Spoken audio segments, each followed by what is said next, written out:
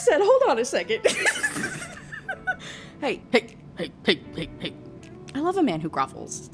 This was probably the hottest scene in the whole book. What do you mean? Yeah, get on your knees and beg for forgiveness. Oh my god.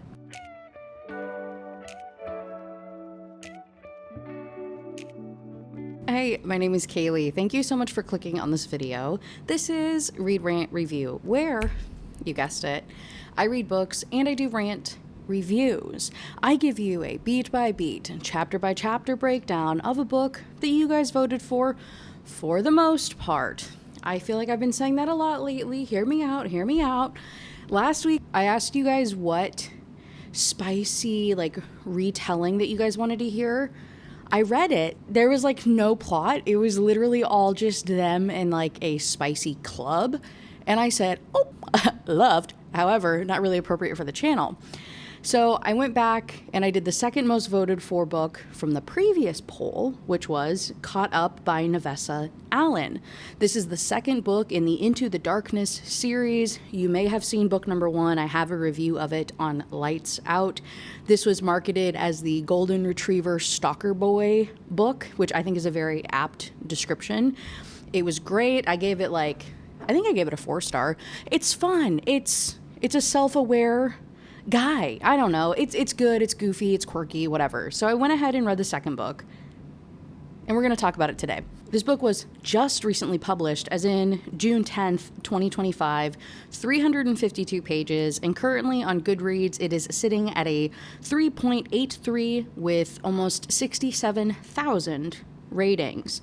I'll read you the book description real quick. We'll go over the content and trigger warnings, and then I'll give my usual little spiel, and then we'll dive right in. I wanted this woman, and I was a man who always got what he wanted. Nico Jr. Troshi? Oh no. Oh, this is a bad start. Nico Jr. Troshi knows Lauren Marchetti is off limits. She is sweetness and laughter, whereas Junior exists in a world of violence and depravity. Men like him don't get to have women like her. It's why he pushed her away back in high school and kept his distance ever since. But when Junior looks Lauren up online, he discovers the shy, bookish girl he remembers is gone. In her place is a strikingly beautiful woman whose social media is filled with scantily clad pictures of herself in a connection to a nearby play club. Junior's innocent curiosity quickly turns into a dark obsession. Watching Lauren from a distance isn't enough. He needs to make her his. He's ruthless, a walking red flag. Good thing red is my favorite color. Lauren is intrigued by the mystery man who keeps showing up at her club, who tempts her white-hot desires. But as their flirty online messages stir up a deeper form of connection, Lauren worries she's developing real feelings for this brooding stranger. As their combined desire ratchets up to a breaking point, who will seduce who? I think that is a wildly misleading book description. I'm not going to front with you. I did not read that before this moment. That is actually very, very misleading to what happens. We'll unpack it. Also, I'm going to be doing my makeup today. I know. We haven't done a... I was going to say murder mystery makeup. You can tell where I got this idea from. We haven't done a rant review and makeup in so long, guys. I'm so excited. And the trigger warning list is incredibly long. And then also, I don't know if you caught it, it's a play club in this book as well. What are the chances that both of the books that I try to read for the channel this week have to do with play clubs? That is honestly so funny. Never have I seen that. I don't think I've seen that in a book that we've reviewed so far on this channel. And then it happens to be both of the ones this week. Weird. Let me do my other disclaimer first. This review is obviously not for Nevessa Allen. It's not for friends, fans, family, stans, anything of the like. I will be critiquing it and having a little giggle. If you loved this, if you're passionate, if you're the author, I'll see you on the next one, okay? This is not for you, my friend. I'm just here to have a good time. Don't make it weird. So, trigger warnings. This is provided by the author at the very beginning of the book. Love, love, love, love, love. Caught Up is a dark stalker rom-com with heavy themes. Reader discretion is advised, as this book contains cam work, sex work, mafia and organized crime, blackmail, coercion, religion, blood, violence, gore, brief, graphic sex, including multi-partner, breath play, primal play, fear play, voyeurism, exhibitionism, stalking, child abuse, domestic abuse, remembered, bullying, remembered, alcohol, gambling, smoking, mention of serial killers and their crimes, cannibalism, off page, and alluded to. Hey man, if anything, you gotta applaud Navessa for having a very, very extensive trigger warning list. And of course, the book dedication. This book is for everyone ready to play. Are you ready?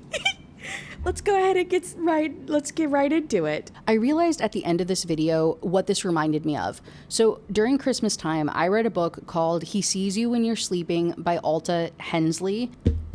Almost identical plot. It is a S worker who gets stalked and they, go through this like whole thing. If you read this book wanting like that kind of like context or that kind of like expectation and this didn't scratch the itch, I do recommend maybe checking that book out and it might get after what you're looking for.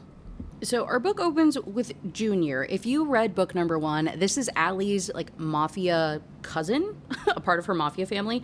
If you have not read book 1, I do recommend it. Like I said, I recommend it over this particular book. But if you need a recap, just really, really quick, I won't do like anything too spoilery.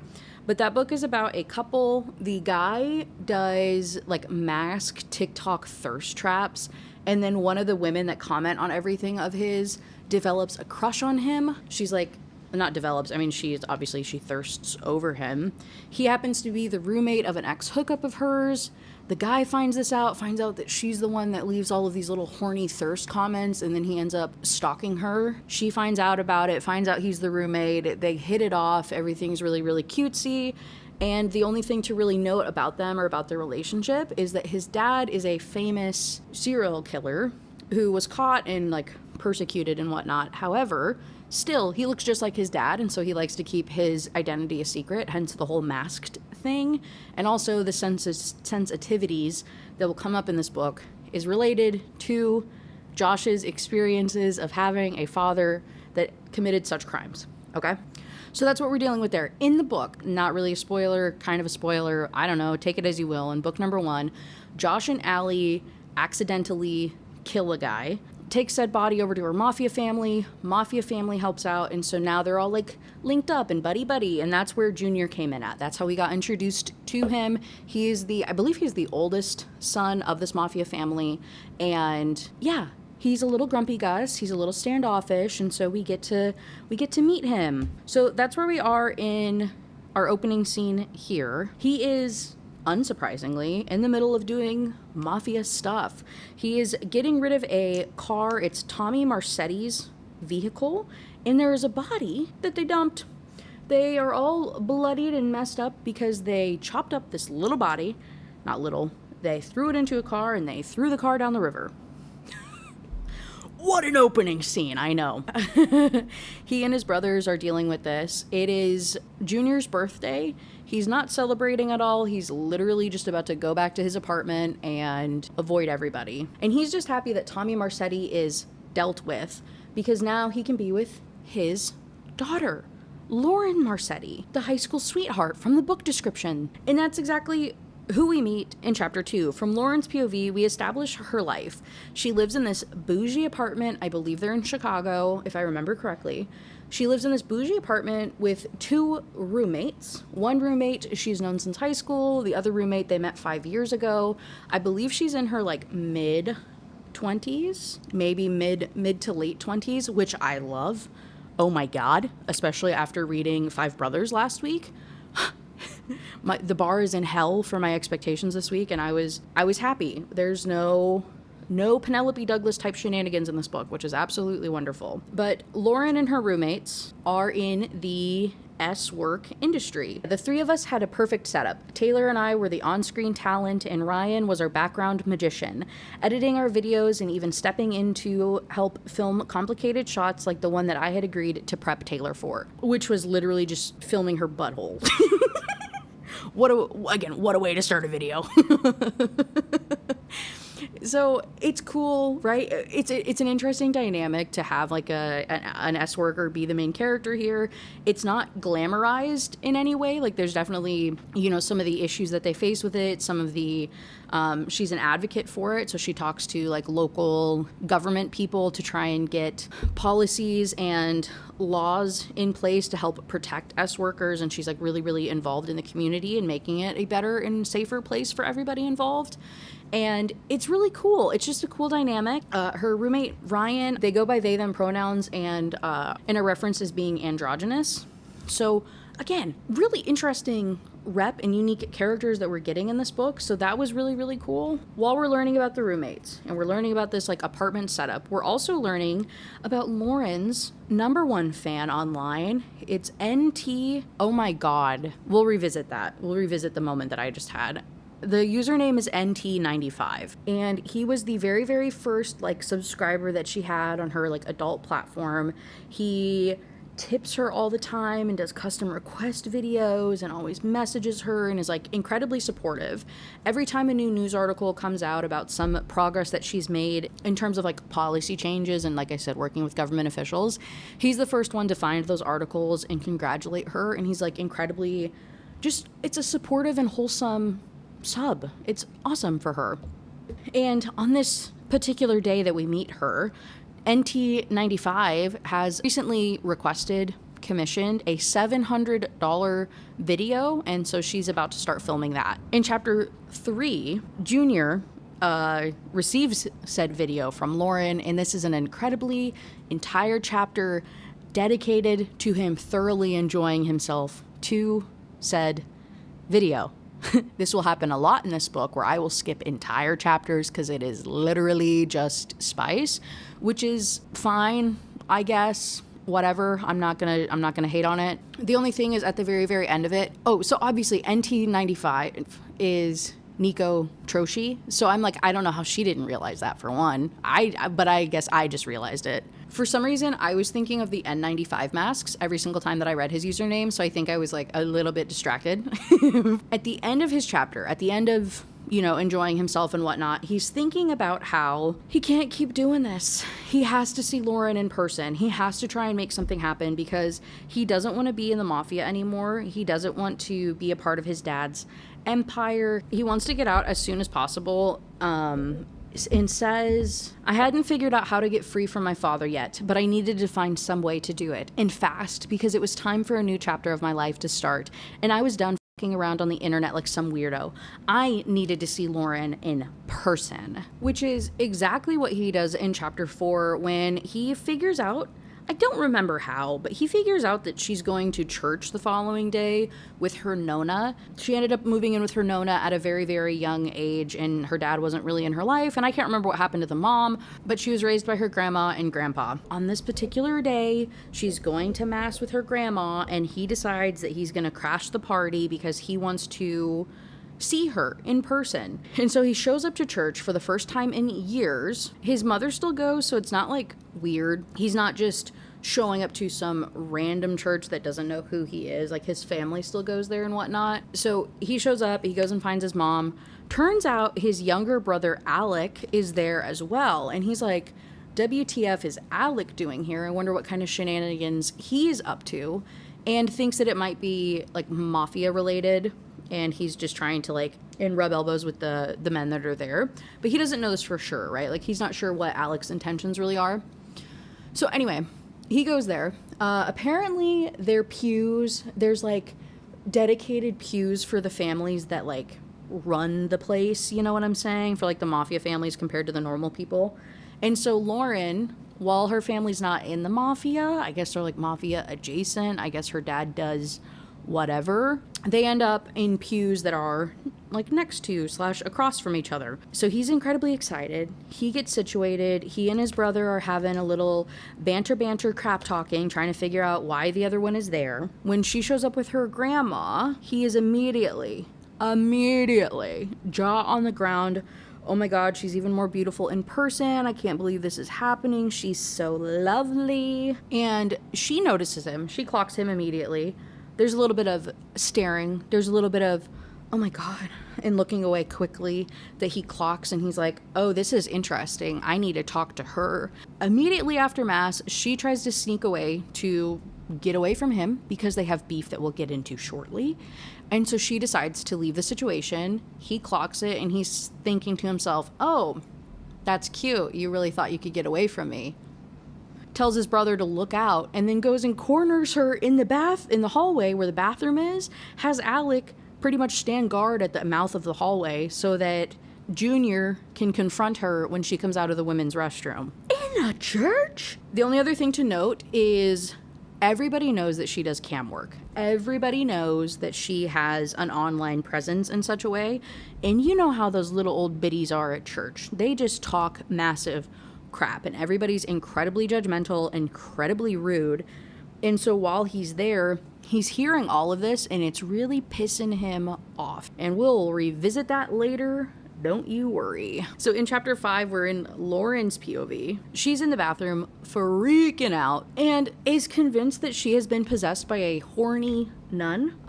No, you did not mishear that. I said those words. Those words just came out of my mouth. Yeah, I felt the same way. I know. Don't look at me like that. Some of the quotes I have pulled. Oh, this wasn't good. I hadn't seen Nico Jr. Troshi in 10 years, yet all it had taken was one shared glance across the aisle to set my blood on fire. So she's in there and she's like, there's no way that I'm having this much of a reaction to this man. It just can't be. Like, I have to be possessed by a horny nun that just, couldn't get it in real life. And so now she's like thirsting over people. And so when she steps out of said bathroom, hey, Lo, he said in that rough accented voice of his, you could take the man out of the neighborhood, but you couldn't take the neighborhood out of the man. So he confronts her, kind of like pushes her up against the wall, all aggressive like. I guess it's supposed to be hot. Kind of pins her up. A woman that you haven't seen in like 10 years, that you left off on bad terms with, and you're just instantly like, ugh, baby. Blah, blah, blah. I don't know why I did that. I'm so sorry. I hope you didn't witness that. So anyway, he's confronts this woman, pins her against a wall. They're having this little, I don't know, supposed to be flirty, cute banter back and forth. And she says, the power of Christ compels you. I muttered, desperate to expel her, the nun, from my body. Junior's lips twitched. You trying to exorcise me, Lo? I heard that's what you're supposed to do when the ghost of an ex shows up. He glanced down again to where I was still arching into him. Doesn't look like it's working. He, continues to make some additional comments about her not wanting his hands on her, and he's like, well, I'm pretty sure back in high school you would have begged me to put my hands on you like this. And so with that, she like wiggles away from him, pulls out her taser, goes to the end of the hall, threatens the brother and says she's getting out of here, and tells him to get out of her way because she's not afraid to use it. And she's thinking, these people already thought the worst of me. It wasn't like tasing a man in a church would make much of a difference. If anything, it'd probably be the highlight of their morning and give them something to gossip about for the next week. So she gets away. She ends up dodging her Nona and just says that she has to get going and heads out. Goes home immediately and collapses on the couch in front of her roommates and says that she ran into Nico. Ryan knows who Nico is because she literally, we'll get into it, had to transfer high schools after the stuff that happened between her and Nico. And the high school that she transferred to is where she met Ryan at. So they've been BFFs. She's aware of what it means that she ran into Nico, but Taylor is not, conveniently. And so in chapter 6, we get the full breakdown of what happened between them, which is essentially they were working these booths across from each other at this like fair event thing. And then on one of the nights at the very end of it, there was a fireworks show and he pulled her aside and they started making out. And then from there on, they had this intense 2-week high school level love affair that has tripped them up for 10 whole years. And it's so stupid. Like literally, I can't make it clear to you. Everything in this book is so freaking exaggerated and stupid. And this does not feel like nearly 30-year-olds handling things. Like these are very clearly, and I mean this with all offense in the world, kids who peaked in high school and then have like never been able to let it go because those were the happiest moments of my life and I'm willing to do anything to relive them. Girl, get up. Get up. Yes, I know high school relationships are very formative, like, it really does shape you in your romantic relationships that you engage in the future, and changes your perception of self at such a delicate age. Those relationships are incredibly important and affect you quite a bit. However, shut up. Shut up. Shut up. I can't say that enough. So they have this crazy 2-week love affair, and it ends because she, being a bookish Tumblr girly, is writing fanfic about her relationship with Nico. Literally has like a diary full of things that she wishes that they would do, and things that she wishes that he would do to her, and these different dates and things that she wants to experience with him. She never told her friend about the relationship that she had, or this like, you know, behind the scenes thing going on with Nico, because her friend had a crush on him, or Junior Nico, whatever, same thing, you know what I'm saying. So her friend one day comes across Lauren's diary, finds these like pages upon pages of this fanfic, doesn't believe her when Lauren says that they are actually dating and this is a thing that's happening between them. And the friend takes said diary, publishes it online, and shares it around the school to like shame her and call her a creepy stalker, and that obviously this isn't happening and she's just insane. This very clearly, understandably, obviously, ruins Lo's life and her credibility at school, and is incredibly embarrassing, and she has to stay home for an entire week hoping that all of this dies down. It does not, and it gets to the point where she has to transfer schools, and it is only exacerbated by the fact that Nico never corrects it. Nico doesn't say, oh yeah, we were dating. He doesn't tell the friend to F off. He doesn't like clear the record and be like, no, we are hooking up actually. He just lets it go and lets these rumors fly and lets her look like a crazy person. And so she was out for the entire week. I think she tried to come back. I don't even think she tried to talk to Nico after that situation. I'm pretty sure she literally just left school. And so they have not talked since then, since he allowed, essentially, all of these bad things to happen. And so her friends are like, oh my God, I'm so mad, actually. I want to get revenge on your, you know, teenage friend who outed you in such a way. Like, that's so crappy of them. And she says, oh, well, don't worry about that. Like, she's not really doing very well anyway, because they ended up finding a whole bunch of weed on her at school, and she got kicked out and lost her scholarships to college and everything. And she tried to say that it wasn't hers, but then when the police went to her house, there was like a whole other pound of like pot at her house as well. And it's really weird, because I never thought that she was the type of person that would do that, but you know, they found it, so it has to be true. So I don't know what the heck that's all about. Can you guess what that's all about? I mean, we'll get to it in a minute. So then her friends are like, okay, well, she's dealt with, so what about like the principal? Did you go to the principal about this? Did he try and stop anything? And she says, no, he was a very hands-off guy. Like, he's the type of guy that just lets, you know, kids do kid things, and just wasn't very involved and did nothing to help me. And so they're like, oh my God, that's terrible. I want to beat him up. And she goes, well, no, don't worry about it. He was in this like really, really terrible accident like shortly after this all happened, and had to quit teaching, or, you know, quit being a principal or whatever. And it's just really, really weird. So yeah, no, guys, we don't need to do anything. There's no revenge that needs to be had. It looks like karma and everything just kind of sorted itself out already, which, like, okay, bestie, whatever you're saying. And so after this, after telling her friends this, she's like, wow, I just need to go and blow some steam. Like, I'm going to go to the club tonight, and maybe I was so bothered by getting cornered by him. I just need to get laid. So I'm going to go to the club tonight and try and make that happen. So she goes outside. They have a dog, like I was going to say communal dog, but that sounds like such a weird way to phrase that. They have a dog at their apartment. Her name is Walter. It doesn't really matter, but she takes Walter outside to go to the bathroom before they go on their little party thing that they're going on. She's out there and she sees a guy on a motorcycle. He's hopping on it and getting ready to leave. And she's like, yeah, I've seen him more and more lately, and he's just so hot. There's something about a masked man, like, it's just so sexy. In chapter 7, from Nico's POV, turns out when he had cornered her at the church and was, you know, talking to her and doing all this stuff, he snuck a tracker into her purse. And he was the guy on the motorcycle. Unsurprisingly, if you didn't see that coming, you have not read enough of these books. So he's the guy on the motorcycle. He followed her home, but he didn't really need the tracker for that because he already knew where she lived. He's been keeping tabs on her. He's had a little bit of internalized guilt from all this stuff that happened in high school, and he was worried that he ruined her life. And so he's always kept tabs just to make sure that she's been doing well. She's living on the fancy side of town and has a nice car and is doing all these good things. So he's like, yeah, obviously it didn't mess her up too bad.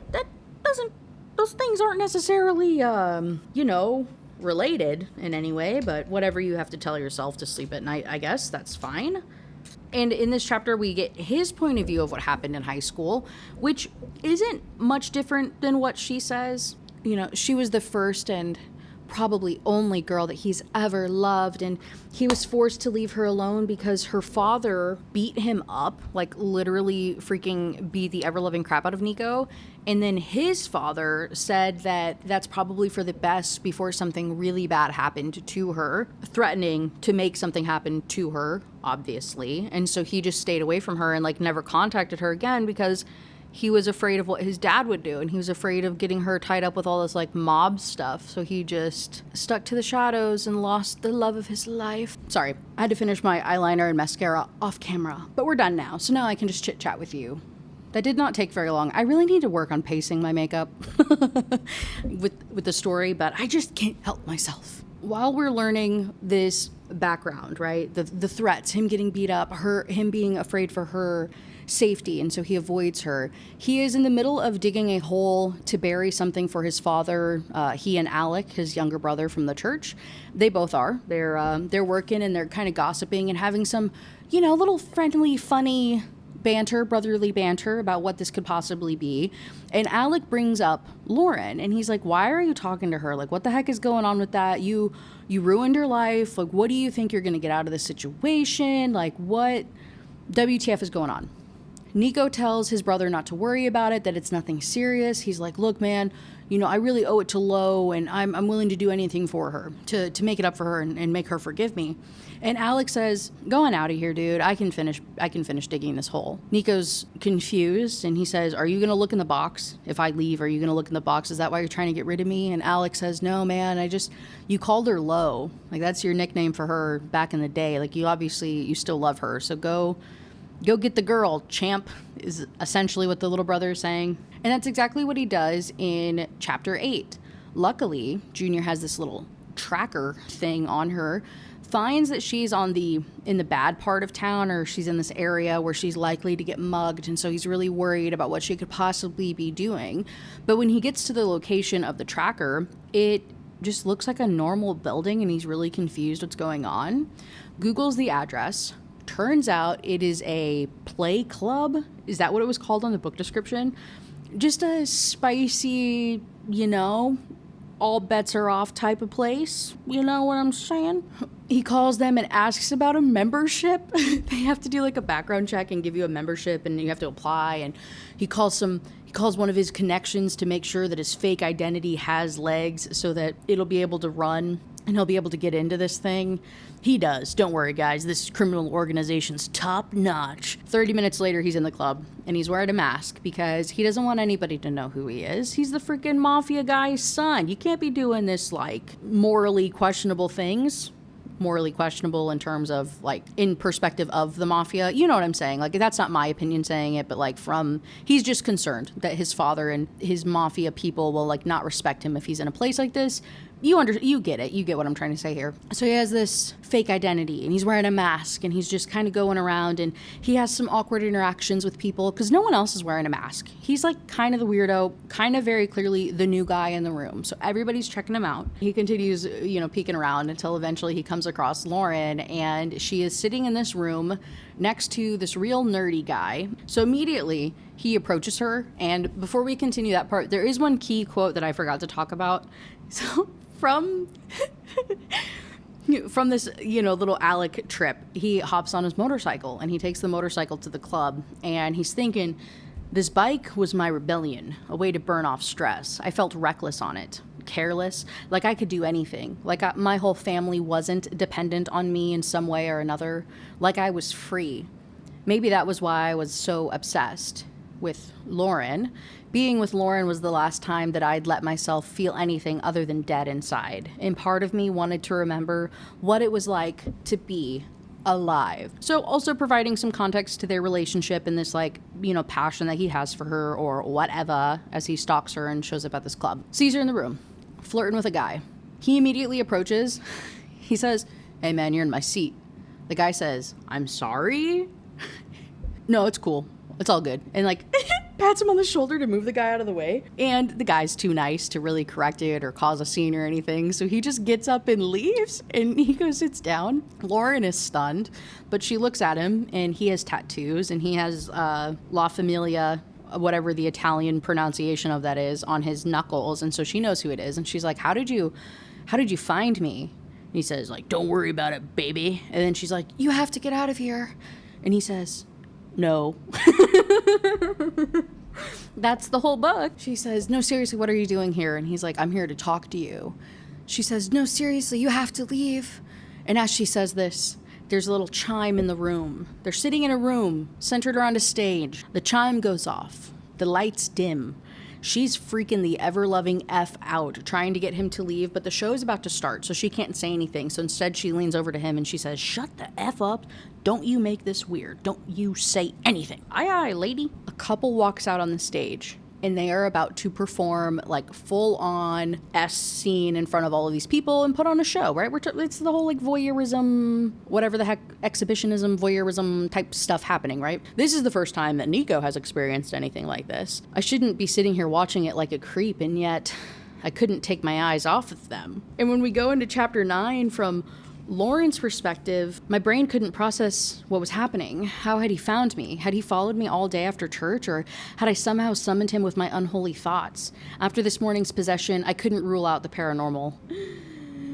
Shit, what if he ruined this, made some gross joke, or said something offensive in the middle of the scene? Or worse, kink-shamed everyone in here? And so he leans over and he says, "Don't worry, I'm not going to embarrass you." I blinked. How had he known where my thoughts had gone? He shifted sideways, bumping his shoulder against mine. "Because I know you, Lo." I glared at him. The actual nerve of this man. 10 years had passed since the last time that we had seen each other, and a lot had changed in that time. He didn't know the first thing about me, and I resented the insinuation that he did. I'm just going to keep reading the highlights for this section, because this is like, objectively, this is probably the meat of the book in chapter 9. This is one of the pivotal moments in the book, so whatever. I hadn't been lying when I said that this was my place, and she didn't want him there because she was like, "This is my secret, like this is my place. I don't bring people here. This is like my sanctuary, this club." I hadn't been lying when I said that this was my place. Velvet, the name of the club, was a shared ownership club, with my friend Sylvia holding the largest stake. Ryan, Taylor, myself, and several other acquaintances and performers held smaller portions, having bought in when times were tough to give the club a much-needed boost and keep it afloat.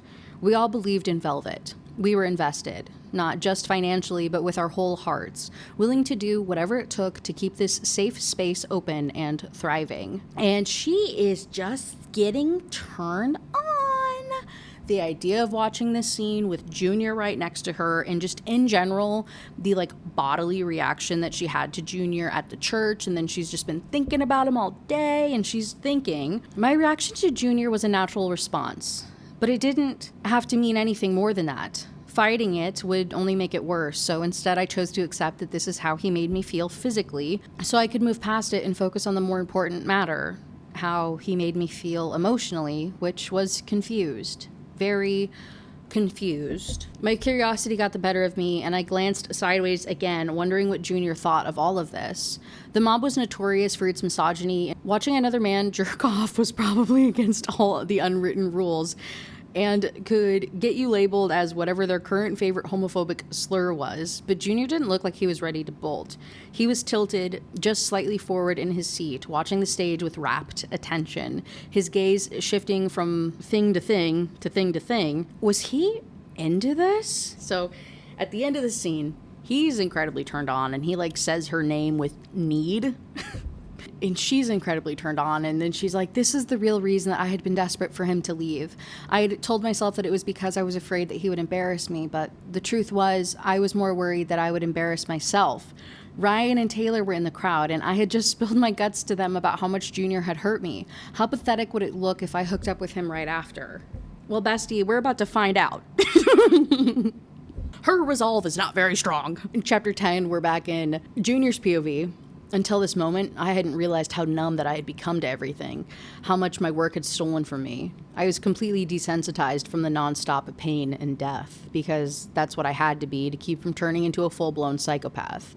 Now I was firing on all synapses for the first time in years, and I didn't want the feeling to end. And so he looks at this stage as things are finishing up. And in that moment of distraction, Lauren bolts. She tries to leave. And very similar to the church thing, he says, oh, funny girl, you think you can get away from me? So he goes and kind of chases her through the club. She's wearing high heels. She can't go very fast. He catches up to her in this long hallway where they're pretty alone. He says, run, Lauren. Make it good for both of us.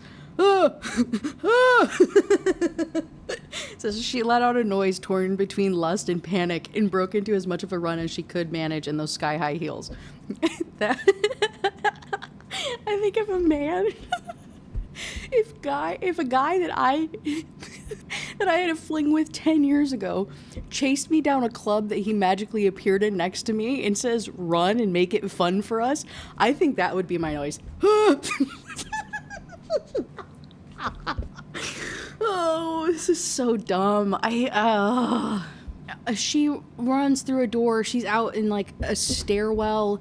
He catches her and grabs her and flings her against a wall yet again, because God forbid we just talk to each other like normal people. People love to be manhandled, and just acting like this is a totally cool thing just because he's hot and she's kind of turned on that he can just manhandle her in such a way. But whatever. If you're into it, you're into it, I guess. It's hot because he's hot. So anything he does is hot. It doesn't matter. God forbid I don't even know why I'm acting I don't even know why I'm trying to have a problem with it. Who cares? Who cares about anything? These stupid books. Regardless, he pulls her aside and he's begging for forgiveness from her and asking her to forgive him. And she keeps saying that she can't do it. And he says, I wish I could go back, but I can't. Tell me what I can do to make it up to you. Beat Principal Michaels up again? Plant more drugs on Kelly? She went still and it felt like she'd stopped breathing. What? Come on, Lo. You never wondered how Kelly wound up facing drug charges, or why the man who refused to punish the worst of the bullies spent that summer in the hospital? She doesn't say anything to it. Still says that she won't forgive him. And he says, then tell me what you want. I'm willing to do anything. I want you to grovel. Taking a deep breath, I turned her back around to face the wall, whispering into her ear, only for you, Lo, and dropped to my knees. And I said, hold on a second. Hey.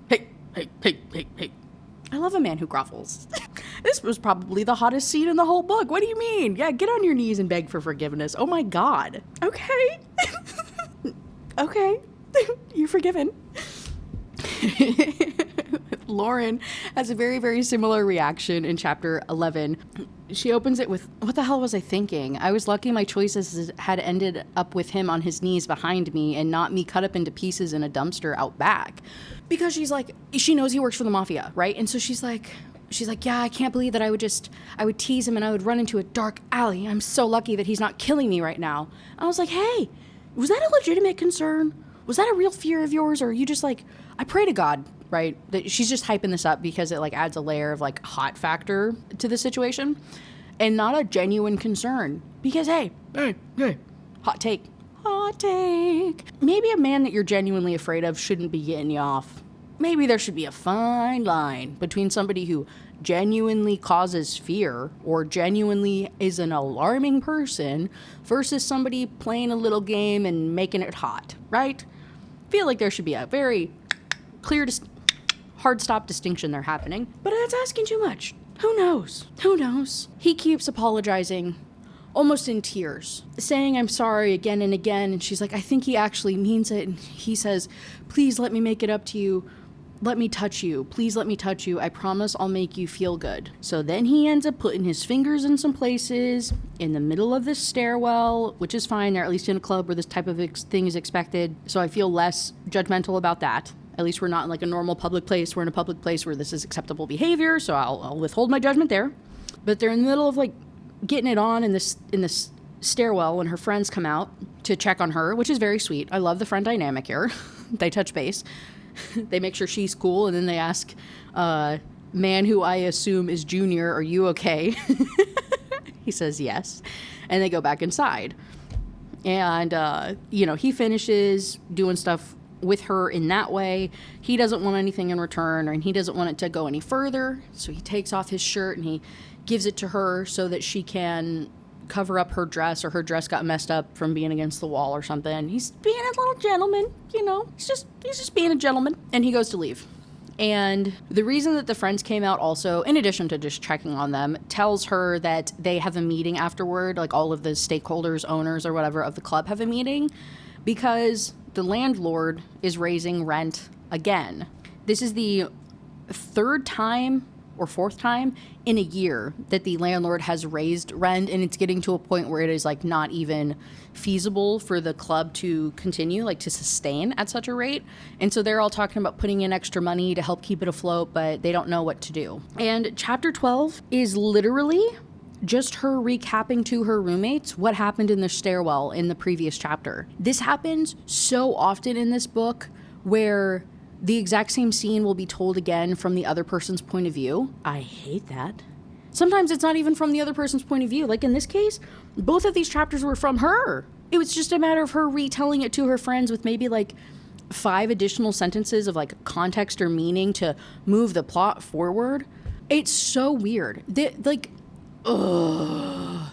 Was the book hot? Yes. Were the spice scenes good? Yes. Was there like very clear consent and everybody was good and it was like very established whatever and very like S positive in the book? Yes. Love. Cool. He's protective of her.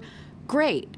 But like the issues in the plot and the way that it was handled was so childish. Like I did not feel like I was dealing with 30-year-olds. I really felt like teenage drama. It felt like carryover from this like high school issue, and they didn't actually grow up. They didn't actually mature. They didn't actually learn how to talk to each other in any way.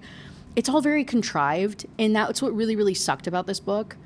And also, we'll get into it, but we're at like the 30% mark at this point. There's like no tension between them. It was immediate. Yeah, we avoided each other for 10 years, and then you show up back in my life and instantly we're boning. And I forgive you automatically for everything that happened, and there's no hard feelings. And we'll talk about some stuff that happens in a minute that I'm just like, what are we doing? What are we doing? And so that was half of my reaction. The other half of my reaction for the book was the, girl, get up. What are you, like, then it was, so it was like, what are we doing? And then it was, what are you doing? It was those two reactions just like that. Constantly, back and forth, like a freaking coin flip. Who knew which one I was going to have, but I was going to have one of those reactions on each page. I think I'm also just angry. I don't think this is reflective of the book. I think I'm just in a weird spot in life right now where I'm just very critical of things this week. Oh, Jesus. The only other thing to mention in this chapter is when she's talking to her roommates, Taylor, the other like cam girl, talks about a request that she got, and he wanted her to lay around with a bunch of vegetables and baste herself like a turkey. Not based like in... Why would I do that motion? Not like inside of her, but like all over her.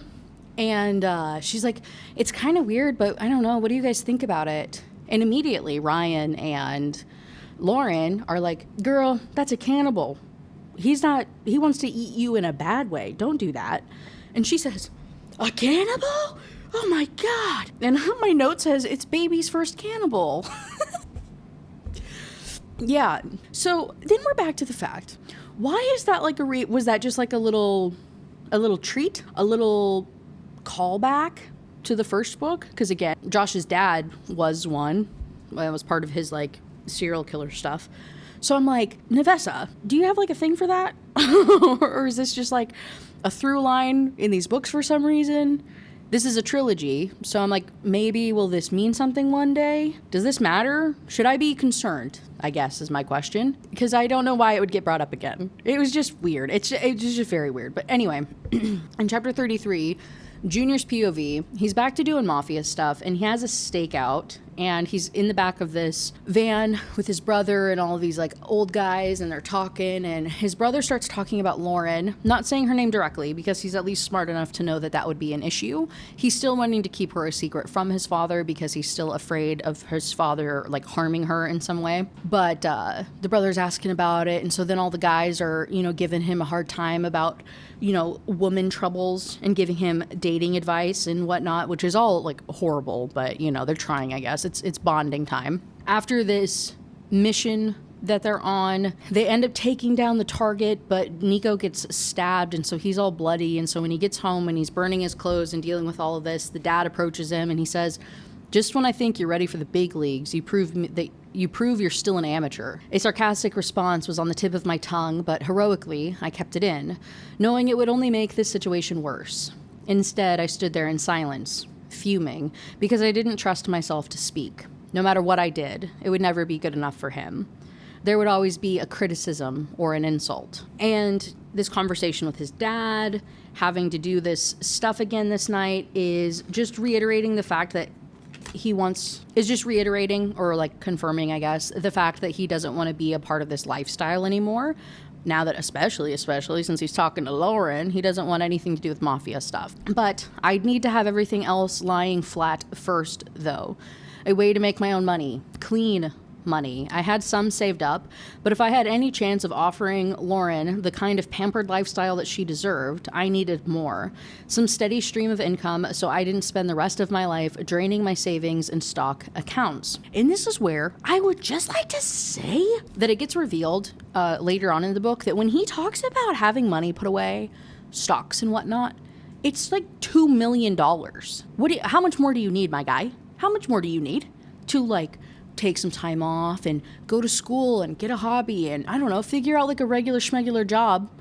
$2 million can't last you long enough to get back on your feet? What do you mean? What kind of pampered lifestyle? And she makes like $250,000 a year. What do you mean she has a pampered lifestyle? She's paying for herself. What are you Hello? What is anybody talking about right now?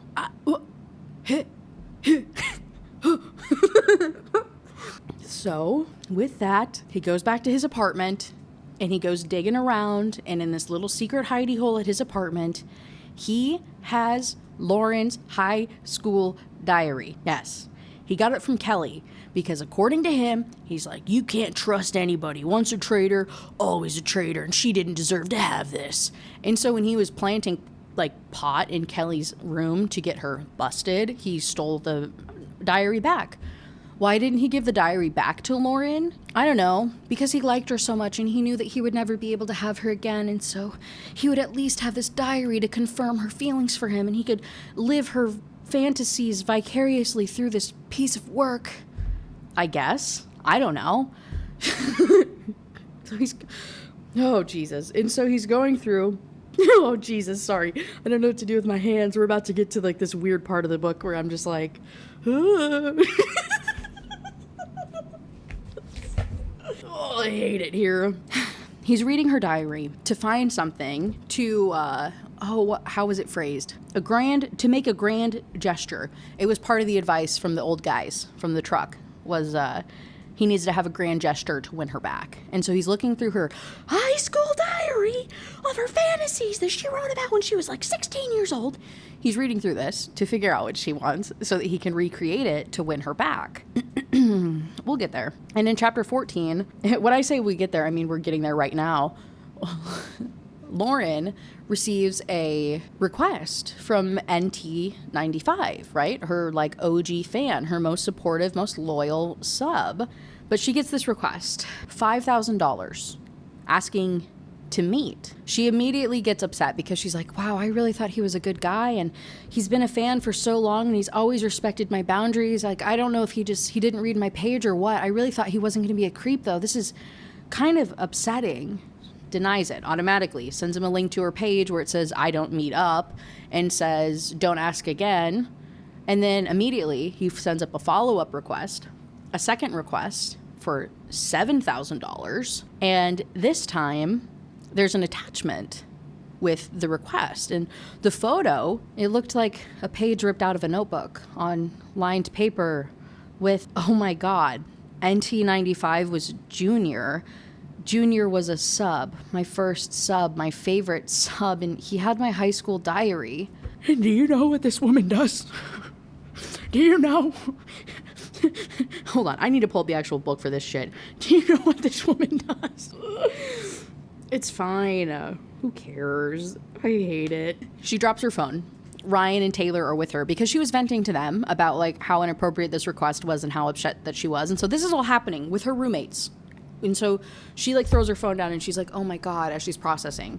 The request though, right, is to meet up at this address, and looked up the address, and it is this old arcade. And so the very last diary entry thing that she had was talking about how she wanted to hook up with him at this arcade, specifically in the photo booth. And this is probably one of the most popularly cited scenes out of this book. And so the request is essentially, I'm going to give you $7,000 if you want to meet me up over here, and I can make your dreams come true. And so Ryan's like, okay, so he's literally going to pay you $7,000 to like literally make your little high school diary dreams come true, to play out this fantasy. I can't think of what else he could possibly want for that price, unless this is all some elaborate ruse and he plans to kill me, skin me, and turn me into Lauren jerky and spend the next 10 years slowly consuming me piece by hard to digest piece. What can I say? Thanks to Taylor, I had cannibals on the mind. Ryan scrunched their nose. I doubt that. One bite and he'd realize how bad you taste and throw the rest away.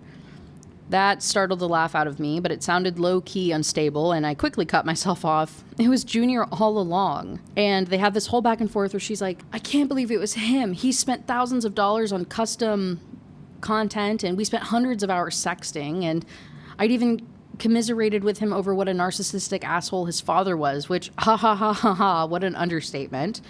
My mind reeled. I couldn't reconcile what was happening. I liked NT95. I valued him as a sub, borderline thought of him as a friend, and it was fucking Junior this whole time.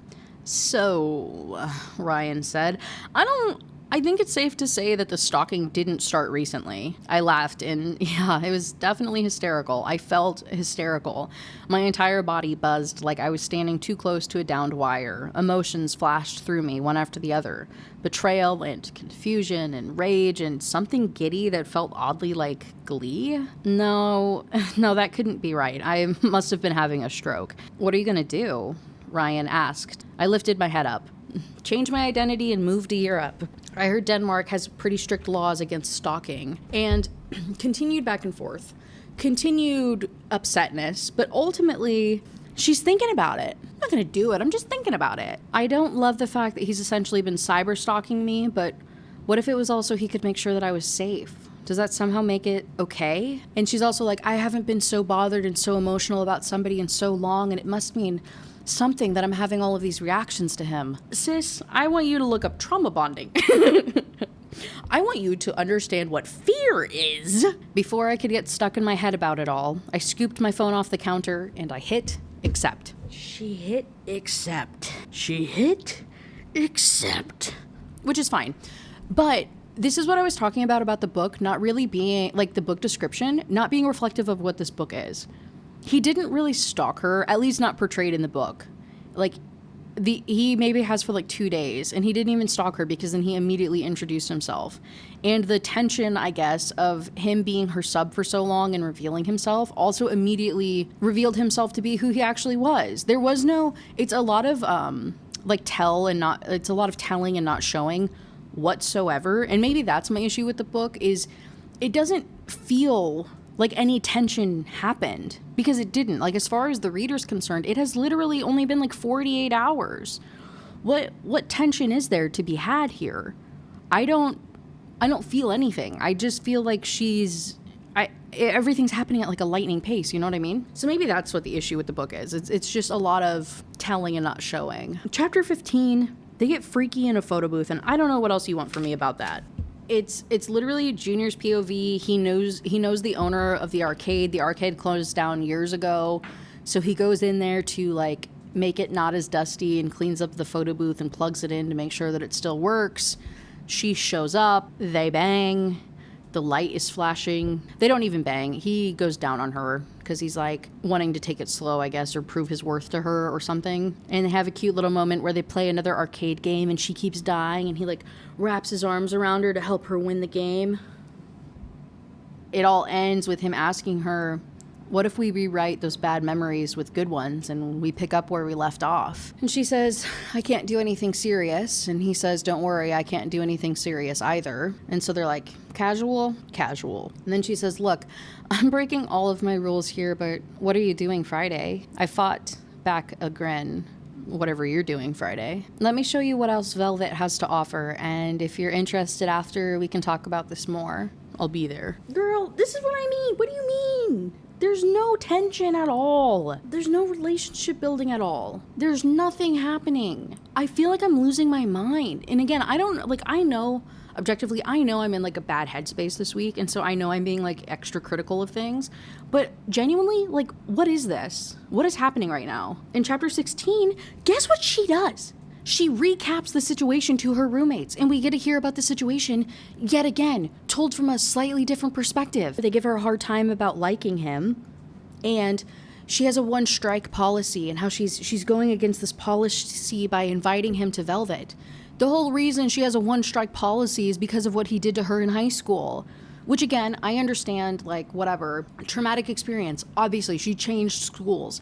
However, again, it was from high school. You can't develop and like restructure your entire life because some guy was really shitty to you one time when you were 17 or 16 or 18. I don't know how old she was. Like, you can't do that a decade later and still be living by those rules.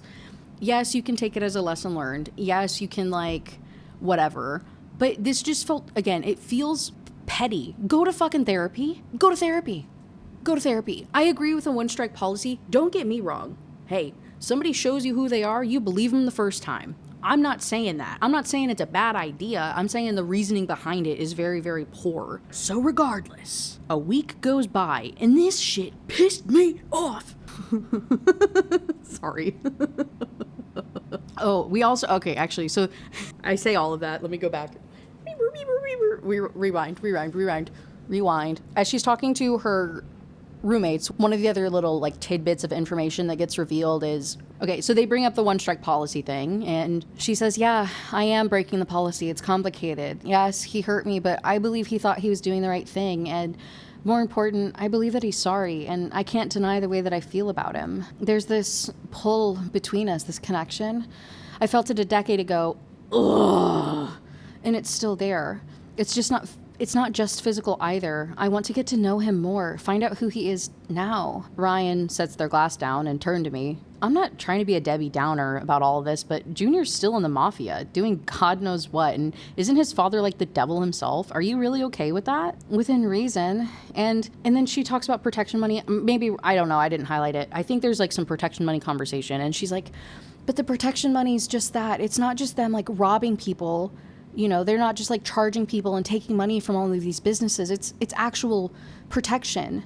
Her grandmother, her family now, owned like a little deli thing. And when it got broken into and the windows out front got broken in, it was the mafia that came in and replaced it and said that there'll be security there all the time. And we haven't had a problem since. So yeah, the mafia might be bad, but they're only kind of bad. They really care. And so, I feel like that was a shutdown noise.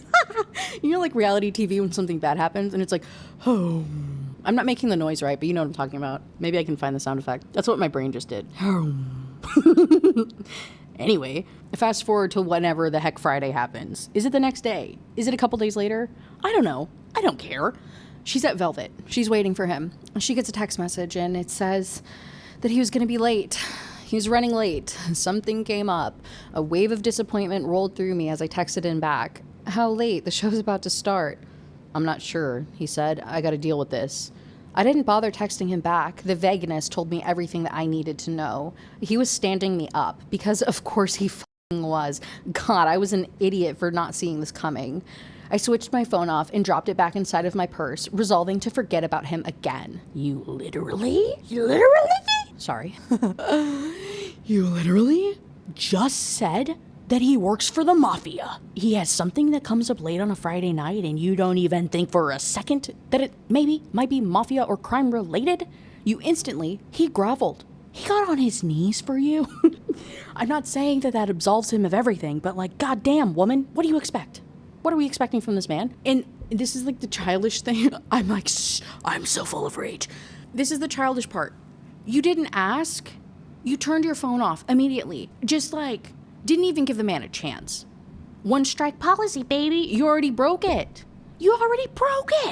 Just keep an open mind for like 10 more minutes to let the guy text you back. In chapter 17, Junior's POV, he had to miss out on going to this little thingy-majiggy with her because it's family dinner night. His dad has called for an impromptu family dinner, and he's really, really upset because he's like, of course it had to be this one. Of course it had to be the one time I have a date with Allie, and this is so wildly inconvenient. But again, we're dealing with mafia stuff, and we're dealing with his dad, who's the freaking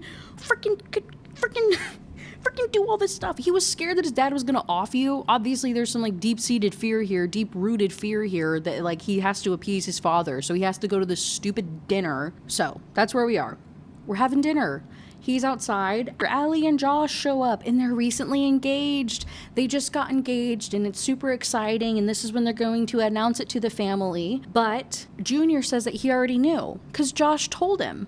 Allie gets upset, and she's like, oh, we said that we were going to wait until tonight to tell my family. Josh waved in my direction. Junior doesn't count. I arched a brow. Rude. He sent me a sideways grin. Because you're my friend. Allie said that I could tell my friends. I huffed out a breath, feeling awkward. Sometime over the past 6 months, this giant weirdo who never took anything seriously had wheedled his way into my life. And yeah, fine, I guess we were friends. I was still coming to terms with it. I would never admit that I'd missed his dumb ass while he and Allie were away getting engaged and doing whatever else it was in the woods that had left them covered head to toe in scratches. And this is where we are, again, very, very firmly introduced to family dynamics. They're out here BSing, and his mom comes out, greets them. She's so excited to see them. He loves his mom so much. And when she finds out that they got engaged, my mom made a noise that I had never heard before. Halfway between a sob and a shriek, she launched herself at Allie. The sight rocked me back on my heels. I couldn't remember the last time that I had seen her so happy, grinning and laughing like she didn't have a care in the world. It made me feel like a bastard for staying away, for not spending more time with her. My brothers and I could escape our father, but Mom was stuck with him. Fuck. I hoped I would be able to get free of Dad without risking my relationship with her. And so the dad comes out because he heard the mom scream. He's like, what the heck is going on? They've all got guns drawn and stuff. It's very dramatic. She's like, they're engaged. And the dad's like, I guess I should go get the good champagne. He muttered, stalking away. Mom let out a sigh of relief. For Dad, that was as nice as it got. And then they are having dinner. And of course, it's awkward and weird. If you read book one or if you're familiar with book one, the dad is just a prick. Like, he's just like a very grumpy guy. Like during this conversation, Allie and Josh are talking about wanting to get married like the following whatever, like in a year basically. And he's like, oh, thank God. I thought you might have been pregnant. I noticed you'd packed on a couple of pounds. I was worried you guys were getting married fast because of the baby. She's not pregnant. And he's like, no, don't worry, guys. It was just a joke. She's got like no body fat on her. I didn't mean it like that. You know, I was just joking. Oh, man. So dinner's awkward. And it gets to a point where he is like telling them when they're going to get married and saying that they're going to get married in the garden. Because they live on a mansion. They live on like a compound. They have this like really beautiful garden thing out back. And Allie says, no, we're not doing that. We're doing it on our own terms. We're not having the wedding here. We can barely get through 5 minutes of dinner without you pissing everyone off. And she's like reiterating, like, we're not getting married here. We're getting married at this like future date that we're wanting. Dad shrugged, unbothered. A lot of time for news to get out about your boyfriend's father, too. Because nobody else knows. Junior knows about Josh's father because he revealed it to him or whatever. And obviously the dad does. Nobody else knows who Josh is and that Josh's dad is like this infamous guy, right? So this is really, really effed up. Like really, really effed up threat that's happening. And so Allie and Josh leave. They storm out. She's like, I don't need this shit. She's like, you dare do that, you'll never hear from me again. Respect. So after she goes, the dad's all pissy, and so he has to like shift his ire onto somebody else, and he notices that Junior has his phone on the table, and then he's been looking at it quite a bit, and phones aren't allowed at the table.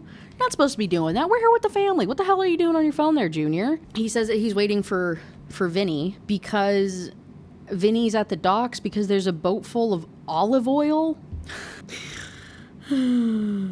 Fake ass olive oil.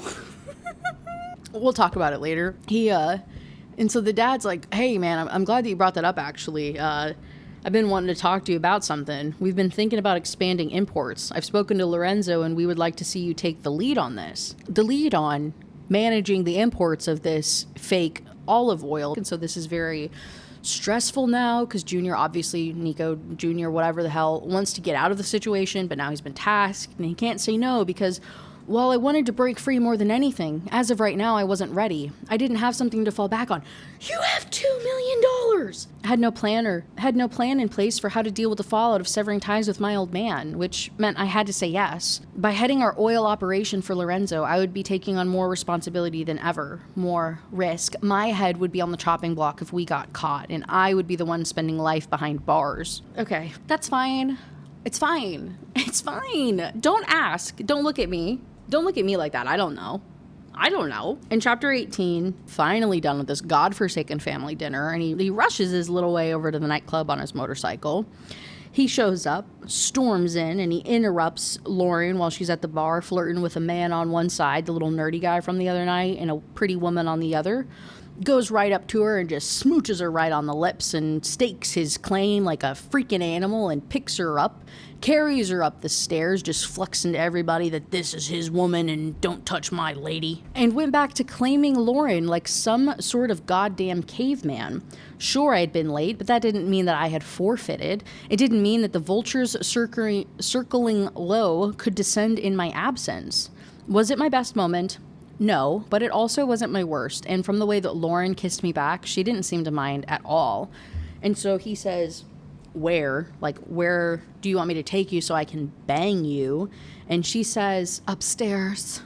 He says, okay. Takes him down this hallway. He goes into a room, and they immediately run into her roommate, Ryan. And he's like, well, this is kind of weird. I was hoping that we could do some other things, but now we're in a room full of people because they're back into another like exhibitionist voyeurism whatever room, and they sit on another section. So like on the first night when he went there, they were in these like very, very back rows, and then this time they're in almost like a front row facing the crowd, so they can see all of the crowd's reaction happening to everything as well as the stage. So it's just like a different angle of everything going on. So they take their seats, and immediately he says, I'm sorry I was late. She might have kissed me downstairs, but I could tell from the stiffness in her shoulders and the guarded look on her face that she was still wary.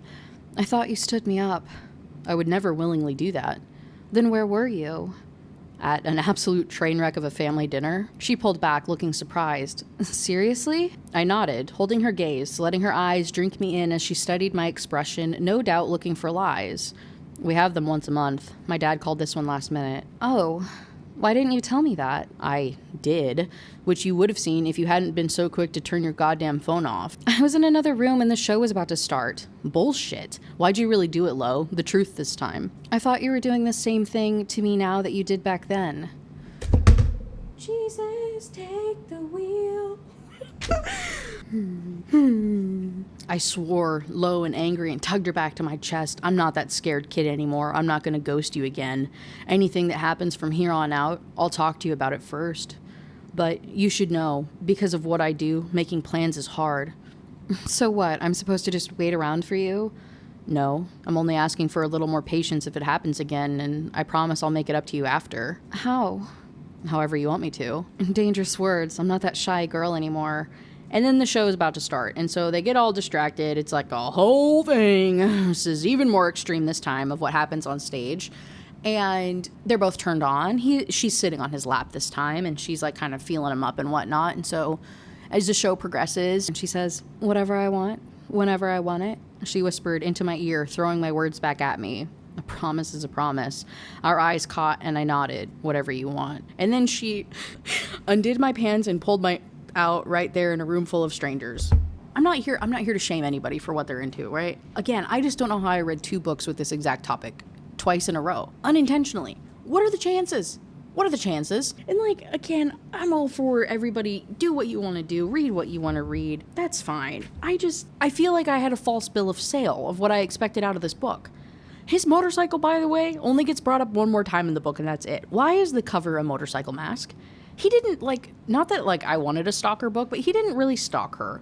He didn't do anything. This is, like, not the same experience at all of what the heckin' Bob that I expected it to be. You know what I mean? I'm just disappointed. And chapter 19 is literally spice, spice, spice. They full on do it in the room with everyone around watching the show. That's the entire chapter, which is, again, fine, but, like, I wanted more from a book. I wanted more tension. I wanted more relationship building. I wanted more drama. I just wanted something. What is chapter 20? Where are we at? This is over 50% of the way through the book is the first time that they actually sit down and have an extended conversation. It took you 50% of the way through the book for these people to sit down and chat to show me evidence that these people even like each other? What do you mean? So he learns about her landlord issue, and he's kind of suspicious about this off the bat because he's like, that's really weird that they keep raising it. Like, that's a red flag to him that maybe this person's in debt or maybe there's like some weird shenanigans going on. And so he gets the landlord's name and he's going to look into it for her. And then he opens up about his dad and, you know, him taking on this like the olive oil stuff, and goes on to say things with my dad are tense, especially since I'm about to get forced into a position of more responsibility. What do you mean?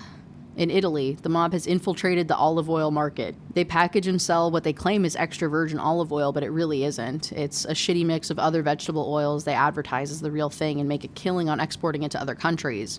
We've brought some of it over here, but our shipments are still small because we're new to it. Tonight, my dad asked me to head the operations expansion. He wants to build an empire. The scheme has already made the Italian mob billions overseas, and he's hoping to get a slice of that pie. And so she's like, so if something goes wrong, you're going to be the one who gets in trouble for it? Yeah. Unfortunately, my dad still wants to cut as many corners as possible, so there's just as much illegal shit involved in the operation as anything else that he has his hand in. And so he talks about wanting to get out of it and, like, not be a part of this life anymore. What are you going to do instead? I'm considering joining the priesthood. She grinned. Does that mean I get to call you daddy? I nearly choked. Isn't it father? Tomato, tomato. What about you? I asked. She dropped her head to my shoulder. What about me? What do you want to do when all this is over? I asked, gesturing past us to the club. I knew the second that the words were out of my mouth that I had misstepped because she stiffened.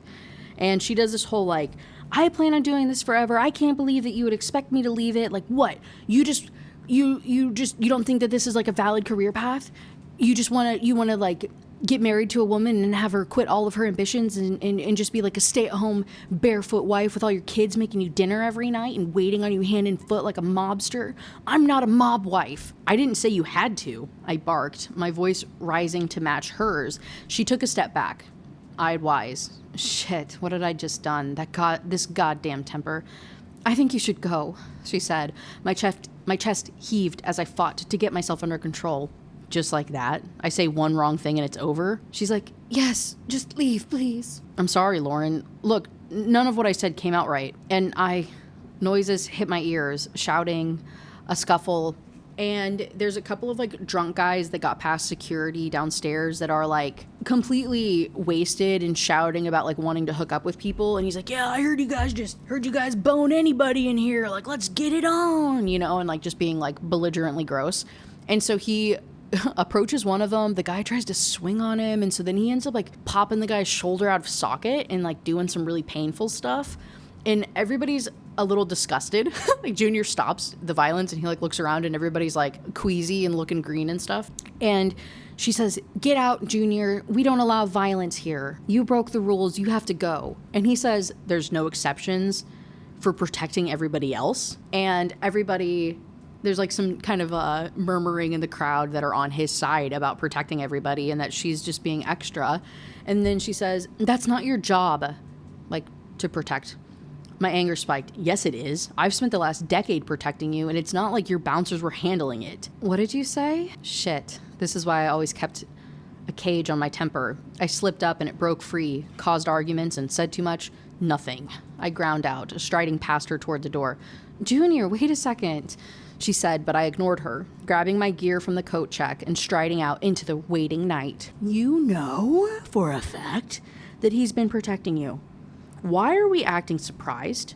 You literally had the conversation with your roommates that he's been stalking you for a long time. He literally already admitted to harming the principal and Kelly and like sabotaging her and stuff. He has literally been your number one sub and giving you money and looking out for you, and you've already pieced together that he stalked you.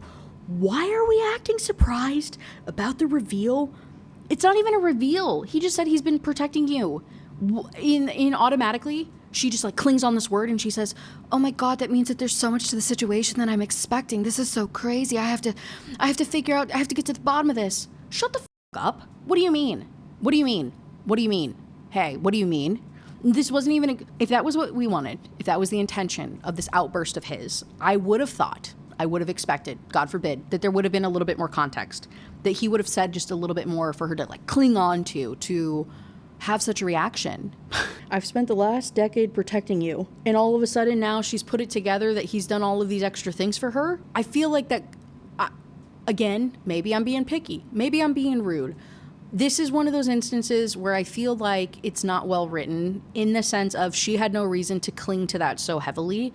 He could have said like 3 more things. Him to say that one little snippet, and him be like, oh my God, my anger, this is so crazy. I've let myself out of control. You didn't even say anything inappropriate. You didn't even snap. You didn't even say anything bad. In chapter 21, Lauren chases him out because she's like, WTF, and she sees him get on the motorcycle and she recognizes that this is the motorcycle from the neighborhood and he has been watching her for so long, which again, I don't know why we're surprised. I don't know why we're acting surprised. I don't know why, but she realizes this. She like goes back upstairs to go and find her phone and realizes that she doesn't have it. She has Junior's phone. Like Junior took her phone accidentally when they had this like scuffle and they had to run down to like deal with the noises and stuff. And so she's worried about this whole phone swap, and she's digging through her purse when she was looking for her phone initially, and she found the tracking device that he had put in it forever ago at the whole church thing, and that freaks her out really bad. And so then she calls her Nona, and there was a reference earlier about how after church a bunch of people had their tires slashed, and her Nona had called to make sure that she wasn't affected by it. Of course she wasn't, because Junior went and slashed all of the tires of the rude old biddies that were talking crap about her. Like all the little old ladies that were talking mad crap. He slashed all their tires. And so she realizes this, and she's putting all of this together, that this is all his doing. And he ends up calling her, like, right, the phone swap. He calls her on her phone to his phone. You know what I'm saying? They call each other, and he says, yeah, I can't get it tonight. I'm all the way across town, and I just realized that I have it. I'll meet you at church tomorrow. I guess they're going to church on Saturday. And he says, yeah, I'll meet you tomorrow, and we can swap then. And so in chapter 22, Lauren, she's back at church, and she's waiting for Junior, and he doesn't show up to the regular mass. She can't get a hold of him. After it's over, he calls her, and he's all ominous, all mysterious, and he says, I'm here, come find me. She goes, bit bopping around the church trying to find the guy. And of course, he's in one of the confessionals. He's in a little confessional booth. And so she walks by, and he like pops out and snags her and pulls her back in there. Again, as if that's not horrifying. Like silences her, he's like all up on her and stuff. And they hear the voices of the pastor priest guy coming in with all these other people talking right outside of the confessional, terrified that they're going to get caught talking or like being in this little confined space together. And of course they end up boning in there. Is anybody surprised by that? They end up like doing like super slow-mo, getting it on while all these other people are talking around them in the middle of a church. Love. And they swap phones. Eventually his mom and dad show up because they have a tracker on his phone, and they were trying to find him because he didn't come home the night before or something weird. And so then he, again, swaps phones with her formally, puts his stuff away, zips up his pants, and then like sneaks out of the confessional as quickly as he can with like barely cracking the door. And so everybody sees him come out of this, and then he's like, oh, sorry guys, had a late night, I was taking a nap. And then they just leave. Everybody just accepts that and moves on. And so then like 15 minutes later, after it's all quiet and she's sure that everybody's gone away, she walks out of it and goes on about her day, goes on about her life. In chapter 23, from Junior's perspective, he is visiting Josh. And for anybody unaware, I guess, again, from book 1, if you forgot or if you never read it, Josh, in addition to being a little thirst trap hottie on the internet, is also like a hacking genius, a little cyber hacky genius guy. That's part of how he stalked Allie, because he was able to, like, not break into, but like get into her laptop camera and do some other things, get into like her security system, whatever. It was a whole thing, as with everything. And so Junior's going over there to talk to him because he's wanting Josh to look up information about the landlord. And then also he gets there and Josh says, were you able to track Lauren down and switch them out, i.e. being the phones? Junior brought the phone, her phone, to get hacked. So now there's going to be a tracker in her actual phone. So now instead of the little tracking device, he just has her phone fully hacked. Cool. That's so great. How wonderful for everybody involved.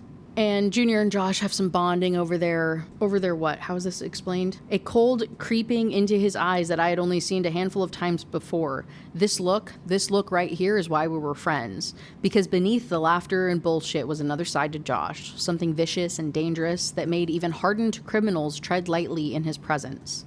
It was the same darkness I battled daily, and being around him, seeing him so happy and clearly in love with my cousin, made me feel like there was hope for me still, like I might win the fight against my own demons. Respect. Again, I love a bromance. I love having good friendships in books. I'm not complaining about it. But he tells Josh about needing all the information about the landlord. He gets it. I had all of the dirt that I could ever want on the landlord.